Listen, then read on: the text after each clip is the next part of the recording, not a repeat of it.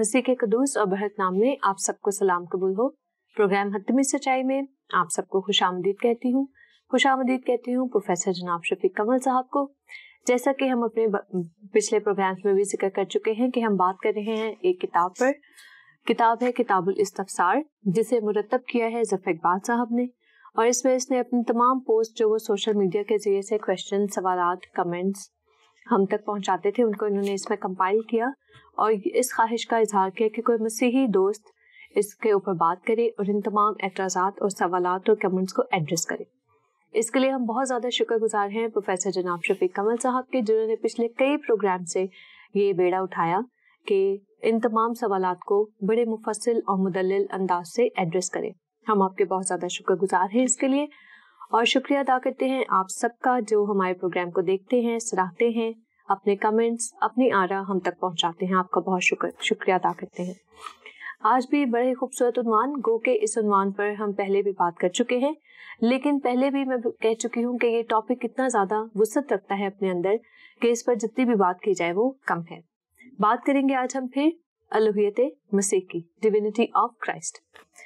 Sir, इस सिलसिले में पहला सवाल जो मैं करना चाहूंगी आपसे, जो कि ज़फ़र इकबाल साहब की इस किताब से लिया गया है, वो कहते हैं, क्या मसीही दोस्त तजसीम मसीह सलामुल्लैह के अपने किसी कौल से साबित कर सकते हैं या फिर सिर्फ उनको पौलुस ही पर इन्हिसार करना पड़ेगा?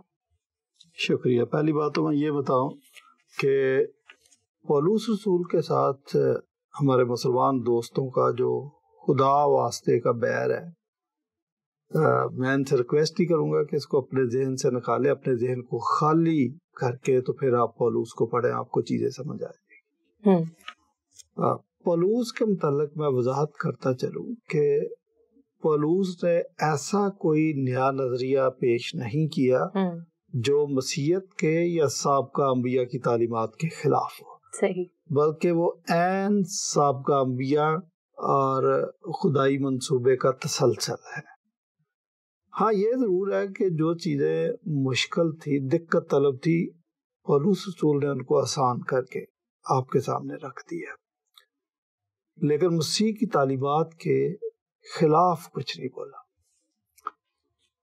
दूसरी बात कि हमारे मुसलमान दोस्त समझते हैं कि पौलुस ने, जो कि मसीहत का दुश्मन था, बड़ी चालाकी और ख्यारी के साथ मसीहत की सफ़ों में घुस के तो मसीहत का हुलिया बिगाड़ दिया। सही। गोया आप ये साबित करना चाहते हैं कि मसीह बड़े बेवकूफ थे, इनको तो समझ नहीं आई, और मुसलमान बड़े चालाक हैं, इनको पहली फुर्सत में पता चल गया कि पौलुस ठीक नहीं था। ऐसी बात नहीं है। पौलुस जब अपना तारुफ करवाता तो वो कहता, मैं मसीह का बंदा। बंदा के लिए जो लफ्ज इस्तेमाल हुआ ड्यूलास, गुलाम, उसका तर्जुमा होना चाहिए कि मैं मसीह का गुलाम। आपको पता गुलाम की तो अपनी कोई मर्जी नहीं है। सही, बिल्कुल। तो उसने अंजील की मुनादी की है, जो वो बांगे दोहल कहता है कि मैं अंजील की मुनादी करते हुए शर्माता नहीं। तो अंजील की मुनादी का मतलब है कि वो खुशखबरी जो मसीह की वजह से वजूद में आई है, वही उसने दी है। और वो पहला करंथियों 15वें बाब की 3-4 आयत में कहता है कि जो बात मुझ तक पहुंची मैंने पहली फुर्सत में तुम तक पहुंचा दी। और वो बात क्या थी कि मसीह किताब मुकद्दस के मुताबिक हमारे गुनाहों की खातिर मर गया, दफन हुआ, और किताब मुकद्दस ही के मुताबिक तीसरे दिन मुर्दों में से जी उठा। बेशक। इसको हम कंसाइज गुड न्यूज कहते हैं। तो ये तो पौलुस ने वही खुशखबरी दी है जो है, तो उसने कौन सी नई बात कर दी है? इस खुशखबरी का तो पैदाइश की किताब से आगाज हो जाता है। तो मुझे नहीं समझ आती कि आप क्यों पौलुस रसूल को इतना क्या कहते हैं कि तनकीद की नजर से देखते हैं। दरअसल प्रॉब्लम और है। प्रॉब्लम ये है कि पौलुस को हम अगर एक साइड पे भी रख दें तो मसीह यीशु की जो अपनी तालीमात है और जो ओल्ड टेस्टामेंट का तसलसल, वो सारी चीजें इस्लाम से कत्तन मैच नहीं करती। सही। अब मुसलमानों के पास फिर एक ही हाल रह जाता है कि वो पौलुस पर ऐसा इल्जाम आयद कर दे कि अपने आप को जस्टिफाई कर सके, जो कि नहीं हो सकता। चले अब आ जाए उसके सवाल की तरफ। ये तो था पौलुस की हद तक जवाब। कहते हैं कि मसीह के किसी अपने बयान से पता चलता कि उसका तजस्सुम हुआ। मैं मसीह के बयान पे भी आता, लेकिन मैं आपको ओल्ड टेस्टामेंट में लेके जाना चाहता हूँ कि इस्तिस्ना 18वें बाब में خدا نے کہا موسیٰ کو کہ میں تمہارے بھائیوں میں سے تمہاری مانند ایک نبی برپا کروں گا، اور یہ تمہاری اس درخواست کے مطابق ہوگا جو کوہ حورب پر کی گئی تھی۔ کوہ حورب کا کانٹیکسٹ یہ تھا کہ ہم براہ راست خدا کا سامنا نہیں کر سکتے، تو بہتر ہے کہ خدا کسی میڈییٹر کے وسیلے سے بولے۔ تو استثناء 18ویں باب میں خدا نے کہا کہ اب میں میڈییٹر کے ذریعے بات کروں گا، اور دراصل وہ کیا تھا کہ جو میڈییٹر آیا انسانی شکل میں وہ خدا خود تھا، کیونکہ آگے کیا کہتے ہیں کہ یسایہ 35 باب غالباً اس میں لکھا ہے کہ میں خود آؤں گا، میں خود آؤں گا۔ جب میں آؤں گا اس وقت ہوگا کیا، اندھوں کی آنکھیں وا کی جائیں گی، لنگڑے ہرن کی مانند چوکیاں بھریں گے، مردے زندہ کیے جائیں گے، اور گنگے بولیں گے بلکہ وہ گیت گائیں گے، بہرے سنیں گے، اس طرح ساری باتیں لکھی ہوئی۔ اور آپ کو پتہ مسیح جب آیا تو اسی آیت یہ سب کچھ رونما بھی ہوا، مسیح نے اس آیت کو کوٹ بھی کیا کہ یوحنا کو جا کے بتاؤ۔ بے شک۔ تو اولڈ ٹیسٹمنٹ سے پتہ چلتا ہے کہ مسیح کے تجسم کے اشارے موجود تھے۔ اب کیا ان کا سوال ہے کہ کیا مسیح نے بذات خود کہیں ایسا اشارہ دیا؟ بالکل دیا، 20 ایسے اشارے ہیں، بلکہ میں تو کہتا ہوں کہ مسیح ہر قدم پر یہ اشارہ دیتے تھے، یا ہمیں سمجھ آتی تھی کہ یہ ادھر کا نہیں ہے، زمینی نہیں ہے، پتہ چلتا تھا۔ لیکن ایک دو باتیں میں آپ کی طبیعت کی بحالی کے لیے بتاتا چلوں کہ پہلی بات کہ مسیح یسوع کو جب یہ کہا گیا کہ ہم خدا کو دیکھنا چاہتے ہیں، فلپس نے کہا، تو مسیح یسوع نے کہا میں اتنی دیر سے تمہارے ساتھ ہوں، کیا تم نے نہیں دیکھا؟ اب کامن سینس کی بات ہے کہ سب جانتے ہیں کہ خدا تو اوپر ہے، لیکن اس کا مطلب میں زمین پہ آیا ہوں، دیکھ لو مجھے۔ پھر اور وضاحت کی کہ باپ مجھ میں رہ کر کام کرتا، میں باپ میں ہوں، باپ مجھ میں۔ پھر مسیح یسوع نے آسمان کی طرف نظریں اٹھا کر یہ بھی کہا تھا کہ اے باپ ان کو بھی ایک کر جیسے ہم ایک ہیں۔ صحیح۔ تو جب وہ باپ کے ساتھ، خدا باپ کے ساتھ ایک ہے، تو اس کا مطلب تجسم کے ذریعے وہ انسان بنا۔ اور یہ جو اصطلاح آتا ہے نا ابن آدم اور ابن خدا، یہ ابن آدم بھی اس کی ڈوینٹی کی طرف اشارہ کرتی ہے، کہ اس کا مطلب یہ ہے کہ میں ہوں تو خدا، لیکن انسان بن کے آدم کی نسل کی طرح تمہارے درمیان رہ رہا ہوں۔ تو یہ بھی اس کے تجسم کی طرف اشارہ تھا۔ اور ایک خاص آیت مسیح یسوع نے کہا کہ پیشتر اس سے کہ ابراہیم تھا میں ہوں، یعنی میں تو ازل سے ہوں۔ تو ازل سے وہ انسانی شکل میں تو نہیں تھا، وہ ظاہر ہے کہ الہی صورت میں تھا۔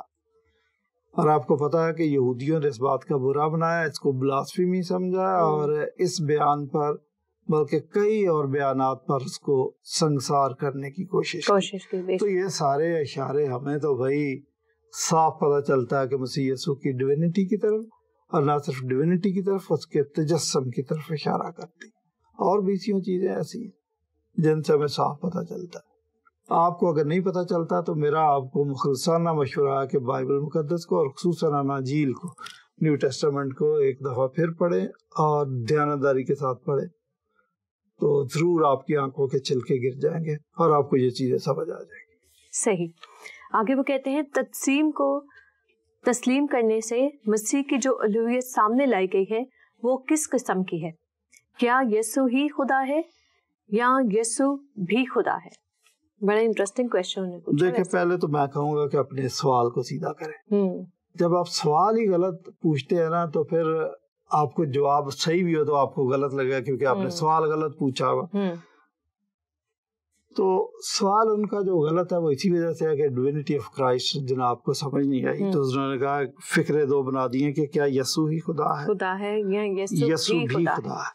یہ جو نا کیا یسوع ہی خدا ہے، یہ اونلی جیزس والوں کی اختراع ہے، اور آپ وہ پوچھ رہے، ہم ایسا نہیں مانتے۔ ہم کہتے ہیں اچھا اونلی جیزس والے یہ کہہ دیں گے، اگر ان سے یہ سوال پوچھے وہ کہیں گے یسوع ہی خدا ہے، کہ باپ بھی یسوع ہی ہے، رول قدس بھی یسوع ہی ہے، تو وہ تو یہی کہہ دیں گے۔ لیکن ہم اس کو نہیں مانتے، یہ مس ریپریزنٹیشن ہے، ہم تثلیث کی شکل میں مانتے ہیں۔ ہمارا کہنا یہ ہے کہ اگرچہ خدا ایک ہے لیکن وہ 3 پرسنالٹیز کے اندر ہے، ان کا وہ کیا کہتے ہیں کہ ایسنس ایک ہے لیکن پرسنالٹیز تین ہے، وہ ہے باپ، بیٹے اور روح القدس کی پرسنالٹی۔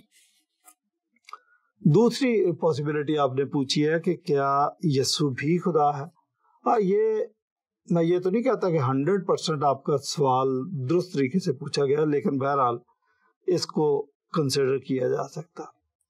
جب ہم کہتے ہیں باپ خدا، بیٹا خدا، روح القدس خدا، تو اس میں آپ کی ڈیفینیشن کسی حد تک فٹ آ رہی ہے کہ یسوع بھی خدا ہے۔ لیکن جب ہم یہ بھی کہتے ہیں تو اتھنیسیس کے عقیدے کے مطابق بیٹا کامل خدا، باپ کامل خدا اور روح القدس کامل خدا، پھر بھی خدا تین نہیں، خدا ایک ہی ہے۔ آئی تھنک یہ آپ کے سوال کا جواب مل گیا۔ ٹھیک۔ پھر وہ کہہ رہے ہیں کہ جناب مسیح سلام علیہ کو بیٹا کلمہ ہونے کی وجہ سے کہا گیا ہے۔ نہیں، یہ بھی میں کہوں گا کہ ان کی کوئی غلط فہمی ہے۔ میں کبھی کبھی بڑا حیران ہو جاتا ہوں اور میں ساری فیل کرتا ہوں اپنے مسلمان دوستوں کے لیے کہ خدا جانے کہ ان کے سافٹ ویئر کے ساتھ کیا پرابلم ہے کہ جو بڑی آسان چیزیں ان کو بھی غلط سمجھتے ہیں۔ اور غلط سمجھنے کی جو وجہ ہے، دو وجوہات ہیں۔ نمبر 1 کہ ان کا سافٹ ویئر عجیب ہے۔ دوسری بڑی غلطی یہ کرتے ہیں کہ بائبل کو وہ چیری پیکنگ کی طرح دیکھتے ہیں کہ کہیں سے آیتیں اٹھا کے تشریح کرنا شروع کر دیتے ہیں۔ یہ اصول تو آپ کسی اور کتاب پہ بھی لاگو نہیں کر سکتے کہ بیچ میں سے آپ نے پک کر لیا اور کہا جی اچھا یہ کیا ہے۔ طریقہ کار یہ ہے کہ آپ بائبل کو شروع سے لے کر کور ٹو کور پڑھ جائیں، ترتیب کے ساتھ پڑھیں اور دیانتداری کے ساتھ پڑھیں، خالی ذہن کر کے پڑھیں، اپنا سافٹ ویئر ایک سائڈ پہ رکھیں، تو شاید آپ کو چیزیں سمجھ آ جائیں۔ آپ کہہ رہے ہیں کہ کلمہ ہونے کی وجہ سے اس کو بیٹا کہہ رہے ہیں، نہیں، چلے یہ کہہ سکتے ہیں کہ کلمہ بھی کہا جا سکتا ہے اس کو، بیٹے کو، یہ آپ کہہ سکتے ہیں، لیکن صرف کلمہ ہونے کی وجہ سے نہیں۔ وہ پورا ایک پیکج ہے، پورا سینیریو ہے جس کو جب تک آپ بیان نہ کریں تو پھر آپ کو سمجھ نہیں آتی کہ ہم اس کو بیٹا کیوں کہتے ہیں۔ لیکن میں آپ کو بائبل کے الفاظ بیان کر دیتا ہوں۔ رومیوں کا خط 1 باب 3-4 آیت کہ مسیح یسوع کے متعلق وہاں پر یہ بیان دیا گیا ہے کہ وہ جسمانی اعتبار سے تو آل داؤد سے تھا۔ دیکھیں اب دو چیزوں کا کمپیریزن ہے، جسمانی اعتبار سے آل داؤد سے، لیکن روحانی اعتبار سے اور قدرت کی وجہ سے اور مردوں میں سے جی اٹھنے کی وجہ سے، 3 کوالٹیز، اور میں کہتا ہوں یہ تینوں ڈیوائن کوالٹیز ہیں۔ ان کی وجہ سے بائبل کہتی ہے کہ اس کو خدا کا بیٹا کہا گیا۔ اور یہ ڈیوائن کوالٹی یہاں پہ تو صرف وہ کیا کہتے ہیں کہ ڈیفینیشن ہے، اس وجہ سے، ادروائز ڈیوائن کوالٹیز تو انگنت ہے یسوع مسیح میں۔ وہ ساری کوالٹیز جب ہمیں نظر آتی ہیں تو وہ ہمیں ڈیوائن پرسنالٹی نظر آتی ہے۔ جیسے بائبل تو یہ بھی کہتے ہیں کہ وہ خدا کی ذات کا نقش اور اس کے جلال کا پرتاوا، یہ بھی کہا، ٹھیک ہے نا۔ تو یہ ساری باتیں ہیں تو ہم اس کو کہتے ہیں خدا کا بیٹا۔ اور جب ہم خدا کا بیٹا کہتے ہیں تو اس کا مطلب ہے کہ ہم اس کو خدا مان رہے ہوتے ہیں۔ تو یہ کہنا کہ صرف کلمہ ہونے کی وجہ سے نہیں، صرف کلمہ ہونے کی وجہ سے نہیں، اصل میں جب وہ کلمے کو بیچ میں لا رہے ہیں تو اس کا مطلب کوئی اور خلش بھی ان کے دماغ میں ہے جو وہ آگے چل کر پوچھیں گے تو ہم اس کو بھی حل کر دیں گے۔ صحیح۔ آگے سے وہ کہتے کہ اگر جناب مسیح سلام علیہ کلمہ ہونے کی وجہ سے خدا ہے تو عہد قدیم میں کئی دفعہ خدا کا کلمہ نازل ہوا ہے، وہ خدا کیوں نہیں؟ شکریہ، یہ سوال بھی ان کا اپنا نہیں ہے۔ آپ نے اچھا کیا شروع میں جو کہہ دیا کہ یہ تدوین ہے، تو یہ واقعہ تدوین ہی ہے، یہ ان کا اپنا نہیں ہے۔ بہرحال محنت وہ بہت کرتے ہیں، اس کی میں ان کو داد دیتا ہوں، لیکن کاش یہ کسی گائیڈ لائن کے تحت کرتے تو زیادہ فروٹفل ہوتی۔ شبیر علی کی میں ایک ڈیبیٹ دیکھ رہا تھا، یہ آرگومنٹ اس نے اٹھائی ہے کسی ڈیبیٹر کے ساتھ کہ دیکھیں نا جی، آپ کلمہ، مسیح کو خدا کا کلمہ کہتے ہیں، اور اگر کلمہ خدا ہے تو جو مسیح نے کلمہ بولا ان ٹرن تو وہ بھی خدا ہوا، تو یہ تو 4 ہو گئے۔ تو آگے وہ کلمہ جب مجسم ہوگا وہ بولے گا تو 5 ہو گئے، تو یہ تو انگنت بنتے جاتے. یہ آرگومنٹ تھی اس کی. یہ آرگومنٹ کرنے کا ان کو موقع اس لیے ملا کہ ہمارے بعض اسکالرز لوگاس کا ترجمہ غلط کر دیتے. وہ کہتے ہیں کہ لوگاس جو ہے یہ کلمہ، یہ جو اردو والا کلمہ بولنا، شاید یہ ہے. ہو سکتا بعض جگہ وہ لیگو سے، تو وہ بھی لوگاس بھی لیگو سے یونانی کا لفظ ہے. لیکن یہاں پر جو یوحنا کی انجیل میں لوگاس کا لفظ ہے، اس کا یہ مطلب نہیں ہے. یہ سمجھ لیں، اگر آپ اس کی ڈیفینیشن سمجھ جائیں گے تو آپ کو پتہ چل جائے گا کہ یہ غلط تشریح کر رہے. لوگاس کا مطلب ہے، یہ یونانی نظریہ تھا. پہلے تو آپ یہ سمجھیں کہ جو بھی وکیبلری بائبل میں یا کسی بھی کتاب میں استعمال ہوئی ہے یا ہوتی ہے، وہ آلریڈی ایگزسٹ کر رہی ہے، اور عوام الناس لوگ معاشرے میں اس کو اپنے روزمرہ کی زندگی میں استعمال کرتے ہیں. اپنی کتابوں، اپنے لٹریچر، اپنے اخبار، ان میں استعمال کر رہے ہوتے ہیں، اپنے ڈراموں میں استعمال کرتے ہیں. لوگاس یونانی نظریہ تھا، اور لوگاس کو یونانی ڈیمی گاڈ سمجھتے تھے. صحیح. کہ جو آسمان پر خدا ہے، اس کے اور انسان کے درمیان ایک خدا ہے جو ڈیمی گاڈ ہے، جو انسان سے تھوڑا سا اوپر ہے اور خدا سے تھوڑا سا نیچے. صحیح. یہ کلمے کا استعمال یا لوگاس کا استعمال یونان کے اندر تھا. ٹھیک. لیکن یوحنا نے اس کو انہی معنوں میں نہیں استعمال کیا. وکیبلری تو وہ لے لی، وکیبلری تو ظاہر آپ وہی استعمال کریں گے جو دنیا میں آلریڈی ایگزسٹ کرتی ہے. صحیح. یہ بعض لوگ، بعض یہودی، بعض مسلمان ایسا سوچتے ہیں کہ جی ہماری زبانیں آسمانی زبانیں ہیں، خدا کی زبانیں ہیں. جیسے وہ کہتے تھے عبرانی الہی زبان ہے، یہ کہتے تھے عربی ہے.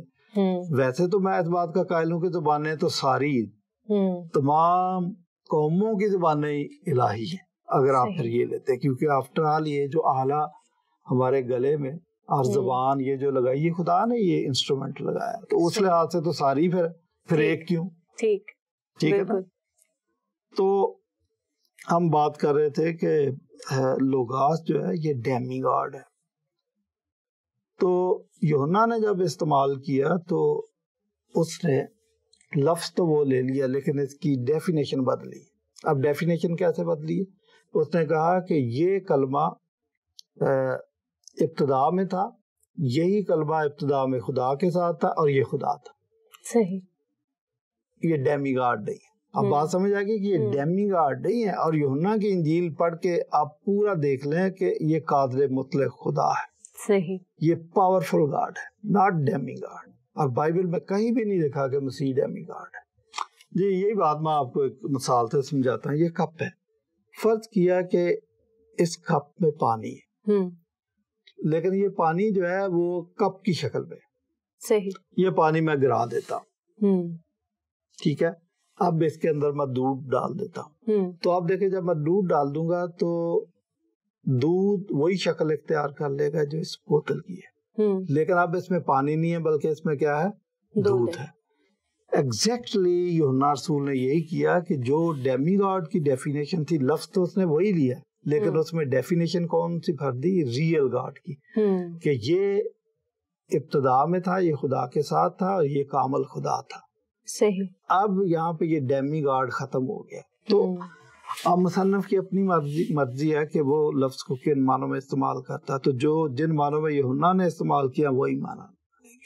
صحیح. تو بیسک غلطی جو کرتے ہیں وہ لوگاس کا ترجمہ کر دیتے ہیں کلمہ یا کلام. یہ نہیں ہے یہاں پہ، یہاں اس کا مطلب گاڈ ہے، یہ سمجھنا چاہیے. صحیح. صحیح. ٹھیک. آگے وہ کہتے ہیں جناب مسیح سلام علیہ کی الوہیت ثابت کرنے کے لیے خود ساختہ عقائد منسوب کر دیے گئے. مثلاً سن اے اسرائیل، خداوند ہمارا خدا ایک ہی خدا ہے، اور پھر باپ خدا، بیٹا خدا، روح خدا. آپ اس پہ کچھ روشنی ڈالیں. دیکھیں وہ پھر وہی بات، مسئلے یہ ویسے ہی اٹھاتے ہیں جو ان کو خود سمجھ نہیں آتی، تو وہ مسئلے ہمارے سامنے رکھ دیتے ہیں. اب یہ نیو ٹیسٹامنٹ سے انہوں نے مسیح کی کوٹیشن لی ہے کہ انہوں نے یہ کوٹ کیا تھا. آپ اس کو بھی آؤٹ آف کانٹیکسٹ بیان کر رہے ہیں. مسیح نے ان سے یہ پوچھا تھا کہ اچھا بھائی بائبل کا سب سے بڑا حکم کون سا، انہوں نے بتایا یہ. تو یہاں پر مسیح یسوع ان کو بتا رہے اچھا میں تم کو اس کا بھی نچوڑ بتا، تم نے نچوڑ بتا دیا نا بائبل کو، میں اس کا بھی نچوڑ بتا دیتا. اور وہ نچوڑ کیا؟ Love your neighbour as yourself. تو آپ یہ دیکھیں کہ وہ خدائی محبت کے بارے میں بات کر رہے تھے کہ خدا کے حکموں میں اتم چیز لو ہے کہ خدا سے پیار کرنا انسانوں کو. لیکن اس سے بھی بڑی بات یہ ہے کہ ہم نے انسانوں نے اپنے دوسرے فیلو انسانوں کے ساتھ اسی محبت سے بات کرنی. اچھا دوسری بات جو آپ خود ساختہ قائد کا الزام لگا رہے ہیں، وہ اس شمع کلمے کو توحید کے لیے لفظ استعمال کرتے ہیں، حالانکہ یہاں اگر آپ پڑھے تو 3 دفعہ گاڈ کا لفظ استعمال ہوا، الوہیم، یہوے اور پھر الوہی، 3 دفعہ استعمال ہوا. تو یہاں پر تو خود وہ میں کہتا ہوں کہ موسیٰ نے تثلیث کی طرف اشارہ کیا. تو ہمیں ان کو گہرائی سے سمجھنا. میں کہتا ہوں کہ جب باقی باتوں کو چھوڑ دیں، خود الوہیم 2500 مرتبہ جمع کے سیغے میں استعمال ہوا ہے. 2500 مرتبہ اولڈ ٹیسٹامنٹ میں جمع کے سیغے میں استعمال ہوا. تو اس کو سنگولر ہی استعمال کر سکتے تو ان کو کیا پرابلم تھا؟ اگر ایک آدھ دفعہ جمع استعمال ہوتا تو ہم کہتے کہ اچھا ہو گیا. 2500 مرتبہ اس کا مطلب دانستہ الوہیم کو استعمال کیا گیا ہے. تو ہمارا خود ساختہ عقیدہ نہیں ہے. آپ نے یہ ایک آیت کوٹ کے اس کی طرف اشارہ کیا، سینکڑوں واقعات اور حوالہ جات ہیں جن سے تثلیث ثابت ہوتی ہے. اور ان کو پورے پیکج کو جب ہم پڑھتے ہیں تو پھر ہم یہ نظریہ قائم کرتے ہیں. صحیح. آگے وہ کہتے ہیں دوسری جگہ بھی جناب مسیح کو بیان کو مروڑا گیا ہے، اور وہ اس کو کوٹ کرتے ہیں، تو خداوند اپنے خدا ہی کو سجدہ کر. پھر وہ کہتے ہیں یسوع خدا ہے، اس کی عبادت جائز ہے. دیکھیں یہ اس نے 2 باتوں کا کمپیریزن کر دیا کہ مسیحی اب یہ مان رہے ہیں کہ یسوع خدا، لہذا اس کے آگے سجدہ کرنا، اس کی عبادت کرنا بھی جائز ہے. جبکہ پھر دوسری آیت انہوں نے جو کوٹ کی وہ ہے کہ تو خداوند اپنے خدا ہی کو سجدہ کر. جو میں سمجھا یہ اس واقعے کی طرف اشارہ ہے جب مسیح یسوع کے ساتھ ابلیس کا مکالمہ ہوا اس کی طرف.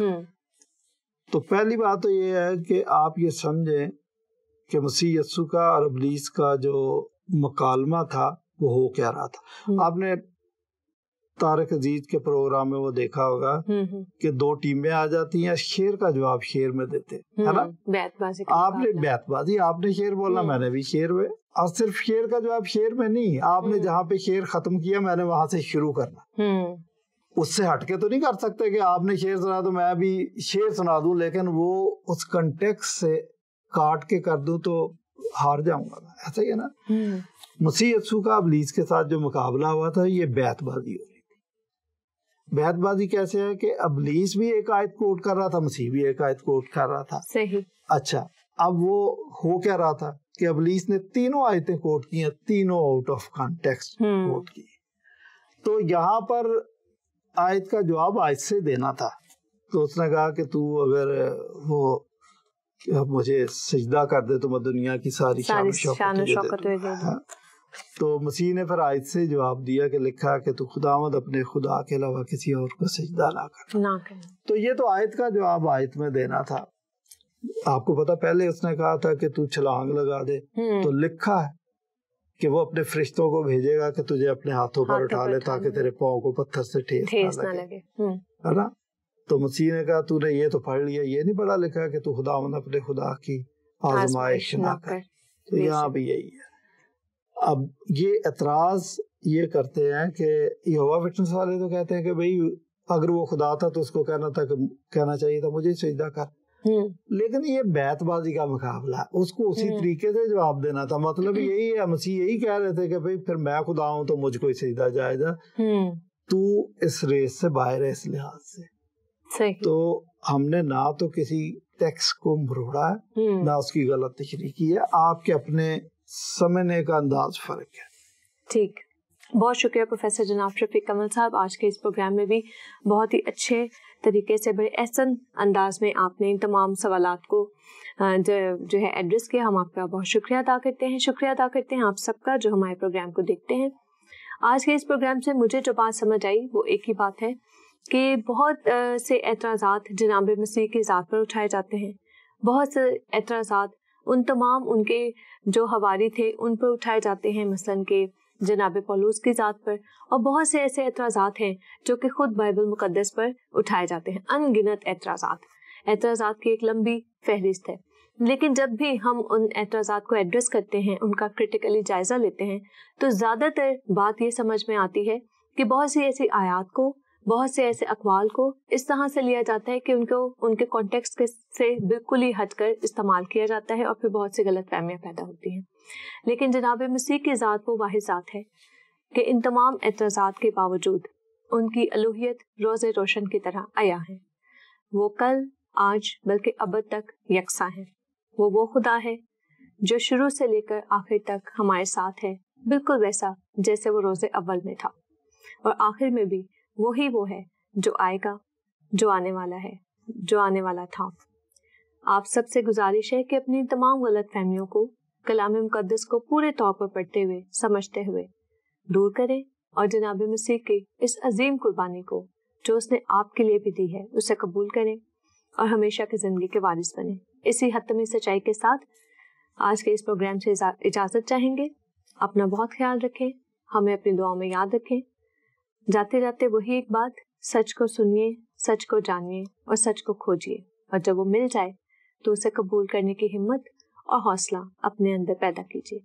खुदा हाफिज।